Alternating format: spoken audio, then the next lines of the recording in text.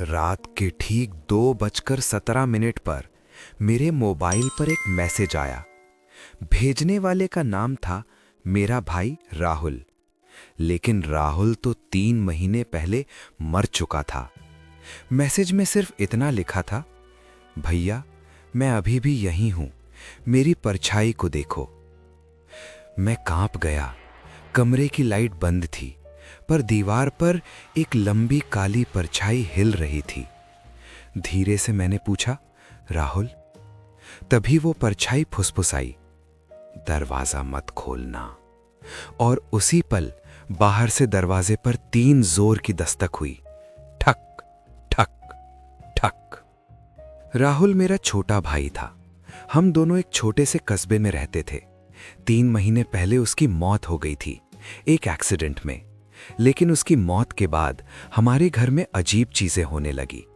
हर रात किसी के चलने की आवाज, किसी के रोने की आवाज, और कभी-कभी मुझे अपनी ही दीवार पर राहुल की परछाई दिखने लगती। वो परछाई हमेशा मेरी तरफ देखती थी, पर चेहरा नहीं होता था। एक रात हिम्मत करके मैंने पूछा, अगर तू राहुल है तो बोल क्यों नहीं देता?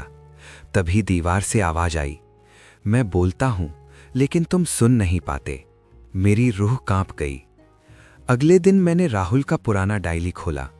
उसमें आखिरी पन्ने पर लिखा था, अगर मेरी मौत रहस्यमयी लगे तो समझ लेना मैं मरा नहीं, फंसा हुआ हूं। मैं समझ गया, राहुल की आत्मा किसी अंधेरे में कैद थी। एक रात मैंने उसके कमरे में शीशा रखा और लाइट बंद कर दी।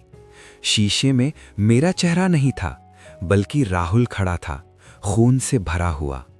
वो बोला, भैया मुझे छोड़ा नहीं गया, मुझे बुलाया गया। किसने?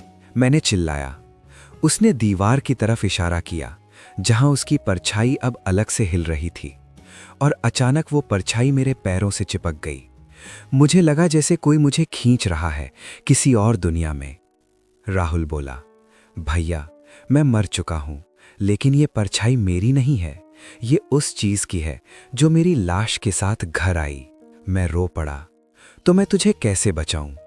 उसने कहा, मुझे याद रखकर, पर मेरी परछाई से डर कर। अगली सुबह उसकी परछाई गायब थी। लेकिन आज भी जब रात को लाइट बंद होती है, मुझे दीवार पर कभी-कभी 2 परछाइयां दिखती हैं, एक मेरी और एक मेरे भाई की। कुछ आत्माएं मर कर नहीं जाती, वो बस अपनी परछाई में कैद हो जाती हैं। अगर ये कहानी आपको पसंद आई हो तो वीडियो को लाइक करें और ऐसी ही दमदार कहानियों के लिए चैनल को सब्सक्राइब करना मत भूलिए। मिलते हैं नेक्स्ट और भी ज्यादा डरावनी कहानी में।